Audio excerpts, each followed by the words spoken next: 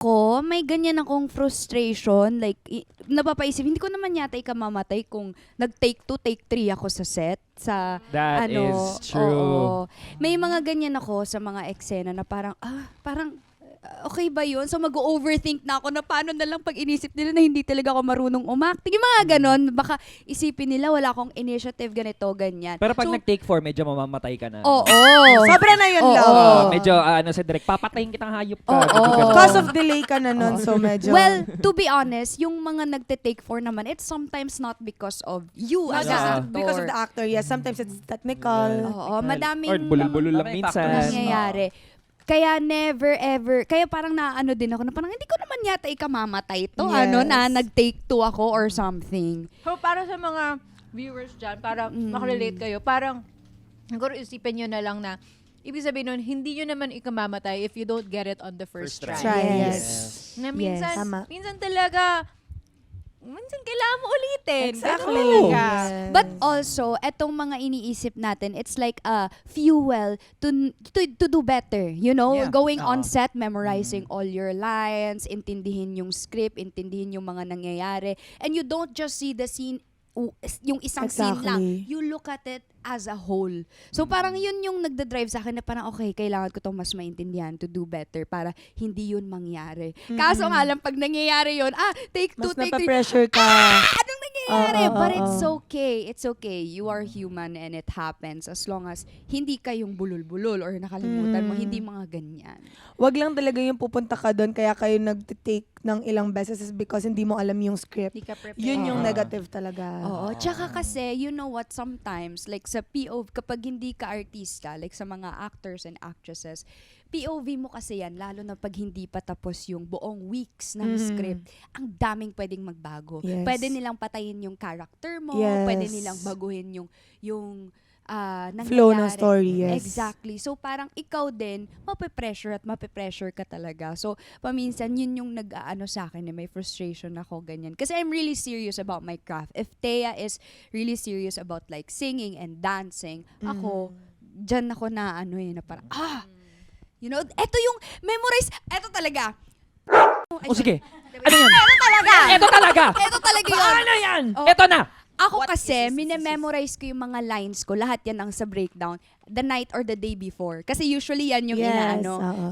Shocks! Memorize na memorize. Kahit kahit kinakanta ko pa siya, memorize na Oo. memorize. Minsan, pagdating na sa set, Papag-iba nila. parang may nakakalimutan mo Oo. minsan. Or minsan, on the day, papabago nila, ay, hindi pala ito yung script, ito na lang yung sasabihin mo dyan. Oo. Diba? So Doon parang, na oo. oo. Robot Oo. na. Oo. So, hindi mo ikamamatay kung magkamali ka lang ng onte. Yes. Oo. Yun lang naman. Ah, Ikaw, how about you? Hailey. Ako, recently ko lang din to na-realize na hindi ko naman pala ikamamatay kung darating din sa point na magiging mahina ako. Hindi every time Vulnerable. kailangan malakas ako. Yes. Kasi, I don't know if you, everyone knows, pero just to inform everyone, ayun nga, kagaya nga ng sabi ko sa inyo before, dun sa last episode, hindi ko nakilala yung dad ko. I was supposed to have a stepdad, but then it didn't work out. Luckily, thank you, Lord. But anyways, and then when I was 15, my mom died. So, wala na akong parents. And then, wala pa akong kapatid. So, parang, before, I felt like I was alone. And then, hindi ako masyadong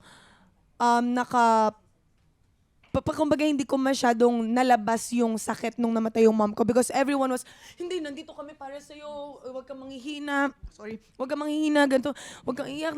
So parang, dahil naging concern ako sa kanila na makita nila na mahina ako, oo, kailangan okay ako. So, okay ako, hindi, okay lang po ako, ganyan. So dahil yun yung sinasabi ko, kailangan yun yung ipakita ko. So, ang nangyayari, umiiyak ako mag-isa.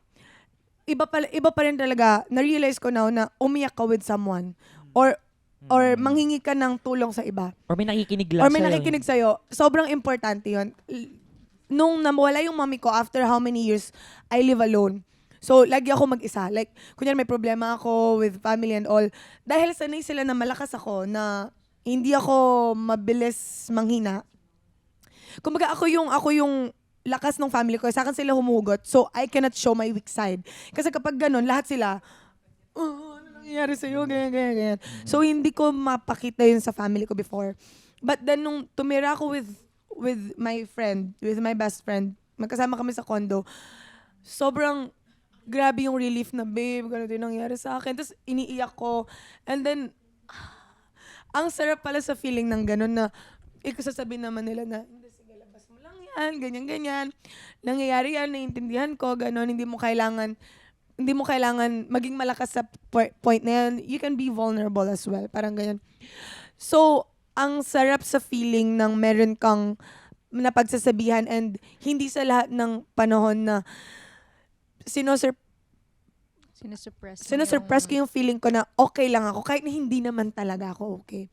So, dun ko na-realize na hindi ko naman pala ikamamatay. Kung umiyak ako and sabihin ko na, hindi ko na to kaya. Parang ganon. You know what's more, Mas parang nakakamatay yung uncomfortable. hindi mo, Oo. hindi mo Diba? ilalabas. Kikimkimin mo Oo. yan. Alam mo, ano yung parang isa sa pinaka-uncomfortable din is parang, yung iba, okay lang sa kanila na ilabas mo na yung vulnerable side mo. Pero ikaw sa sarili mo, ayaw mo i-admit Oo. na, I'm vulnerable, I'm sad, I can't. Diba? Yung parang ang hirap nun kasi yung Oo. kalaban mo is yung Sarili sarili mo. mo.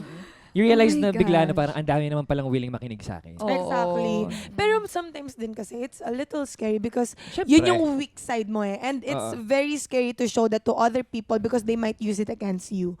Because sometimes that happened. Kaya talaga, ako medyo naano ako. Kasi before, nag-Itbulaga kasi ako before. And then, of course, nalaman ng mga tao yung story ko, right? And then, nabash ako for some reason because of a specific love team. And then, grabe yung mga comments sa akin. Like, kaya namatay yung mommy mo kasi malandi ka. Kaya Oh, no. ganon.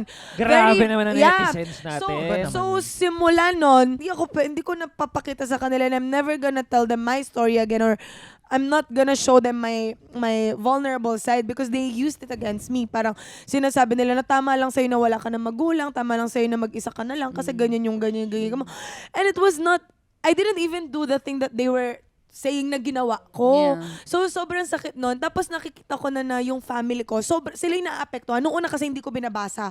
Pero nung nakikita ko na yung mga family members ko, nagko-comment na sila, dun na talaga. Like, shucks, hindi ko na kaya to. Dun na talaga ako ayoko nang, I'm not gonna share my story to anyone again. I'm not gonna tell them anything about my family ever again because kaya ko na ako yung tirahin nyo but I cannot when it's my family na.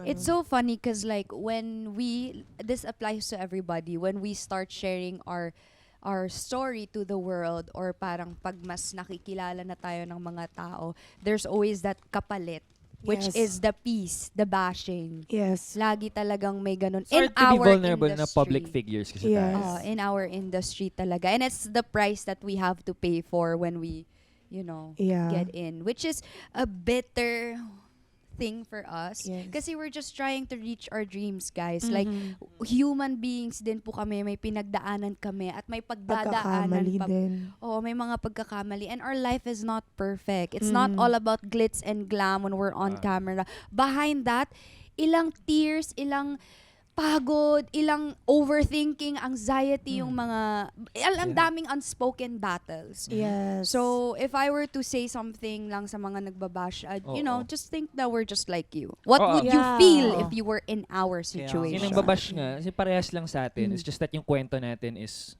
free for you to know. Exactly. Free Yeah. for you to search. Right. Yun lang yun. So, ano naman, maging mabuting tao din naman.